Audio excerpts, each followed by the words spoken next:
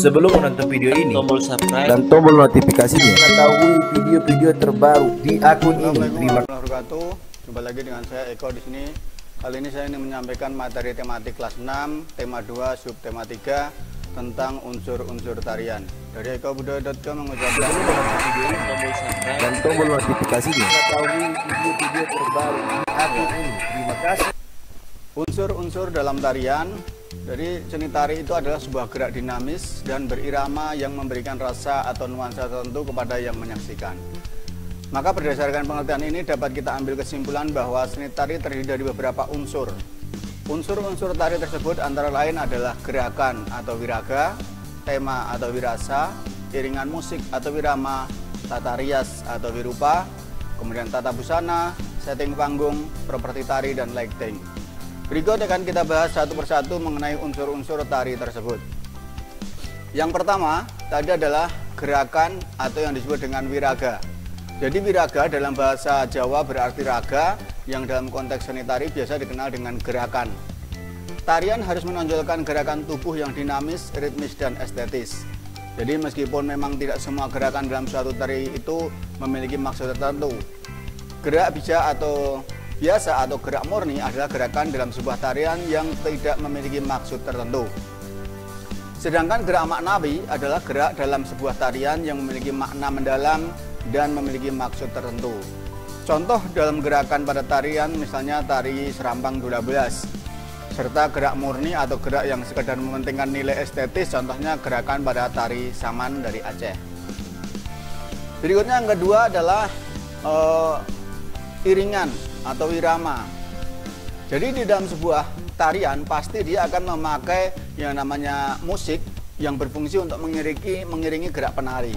Dengan adanya musik, suatu gerakan akan memiliki makna karena tercipta suasana tertentu. Seorang penari harus bisa menari sesuai dengan irama, ketukan, dan tempo pengiringnya sehingga bisa harmonis dan estetis di mata penonton. Hal ini sangat berguna ketika sebuah tarian dibawakan banyak penari, sehingga setiap penari tidak tergantung pada gerakannya pada penari lain, tetapi bisa menyamakan sendiri dengan irama yang mengiringinya. Irama yang digunakan bisa berupa rekaman ataupun iringan langsung dari instrumen musik seperti gamelan, kecapi, atau alat musik tradisional lainnya. Bisa juga pengiring tarian berupa tepukan tangan, hentakan kaki, maupun nyanyian. Apapun bentuknya, irama digunakan sebagai pelengkap sebuah gerakan tari. Meskipun berfungsi sebagai pengiring, irama juga termasuk dalam unsur utama tarian tersebut.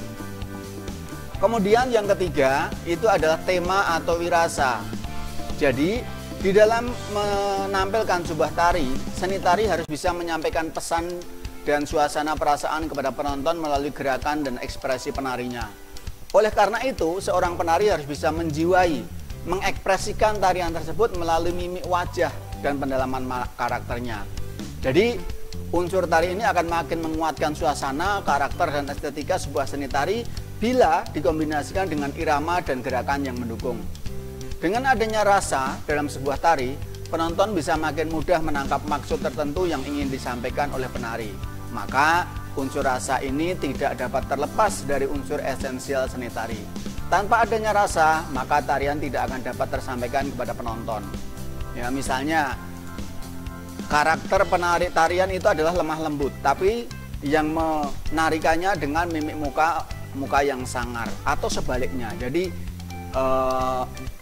ini harus sesuai dengan apa yang ditampilkan.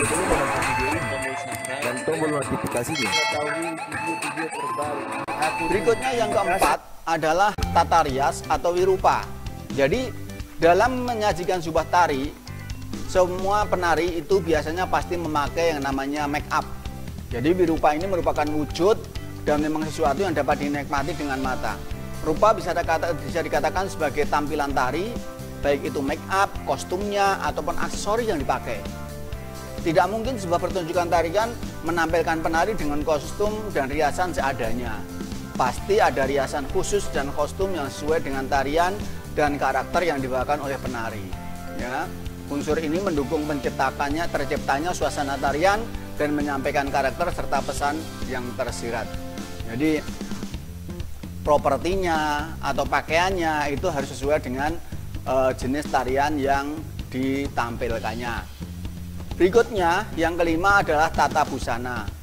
Nuansa atau rasa dari suatu tarian akan semakin kuat bila penari menggunakan busana dan riasan khusus.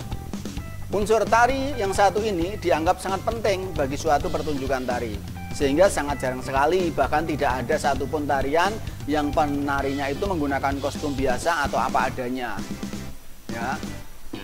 Tidak memakai pakaian yang sesuai ataupun hanya pakaian misalnya pakaian kantor atau pakaian kerja, kan nggak mungkin buat menari. Nah, pasti penari itu akan menggunakan kostum sesuai dengan tema tarian yang dipentaskannya untuk menyampaikan pesan apa yang ditarikannya. Berikutnya yang keenam adalah setting panggung. Nah, ini tidak kalah penting dalam seni pertunjukan tari yang baik dengan memperhatikan pengaturan panggungnya. Hal ini penting karena apa? Karena dengan adanya panggung yang sesuai tarian, tidak terlalu sempit dan ditata rapi akan menimbulkan kesan para penonton. Setting panggung yang dimaksud juga termasuk pencahayaannya. Sekiranya panggung sendera tari tidak terlalu terang, tetapi jika tidak terlalu gelap. Intinya penataan ruangan itu harus bisa disesuaikan dengan tari yang akan dibawakan, ya. Jadi kalau kita melihat di sendera tari, misalnya di Ramayana, di sana pencahayaannya itu sangat mendukung sekali. Kemudian panggungnya juga sangat luas. Beda dengan tarian yang hanya ditarikan untuk satu orang penarinya, hanya khusus satu tarian. Di situ mungkin lampunya sangat terang dan panggungnya juga tidak terlalu lebar. Jadi setting panggung itu sangat penting. Kemudian yang ketujuh itu adalah properti. Nah, dalam tarian tertentu penari akan membawakan properti. Ya, properti itu merupakan alat pendukung seperti ya selendang, piring, payung atau lilin. Dikatakan tari lilin karena dia membawa lilin. Ya, dikatakan tari payung karena dia membawa payung. Tari piring ya karena dia membawa piring dan lain sebagainya. Meskipun memang tidak semua tarian menggunakan properti, tapi unsur ini juga perlu diperhatikan untuk mendukung visualisasi tariannya. Dengan adanya aksesoris penunjang, penonton makin yakin bahwa tarian yang dibawakan telah dipersiapkan sebaik-baiknya. Selain itu, juga ada aksesoris penunjang yang memudahkan penonton untuk mengetahui karakter tarian yang dibawakan oleh penari tersebut. Dan yang terakhir adalah lighting, ya. Apa itu lighting? Ya, pada pertunjukan tari modern, lighting merupakan unsur yang tidak bisa dilepaskan dalam sebuah pertunjukan tarian. Unsur ini mampu menguatkan nuansa dan menciptakan rasa tertentu pada tarian yang dipentaskan. Jadi lighting itu adalah pengaturan lampu, ya, pengaturan lampu. Nah, itulah beberapa unsur tari yang pasti memiliki yang dimiliki oleh setiap tarian. Mudah-mudahan ini bermanfaat. Ada kurang lebihnya mohon maaf. Assalamualaikum warahmatullahi wabarakatuh. Demikian yang saya sampaikan. Sekian, semoga bermanfaat dan terima kasih atas perhatiannya. Jangan lupa untuk subscribe, like, dan share dari ekobudaya.com. Assalamualaikum warahmatullahi wabarakatuh.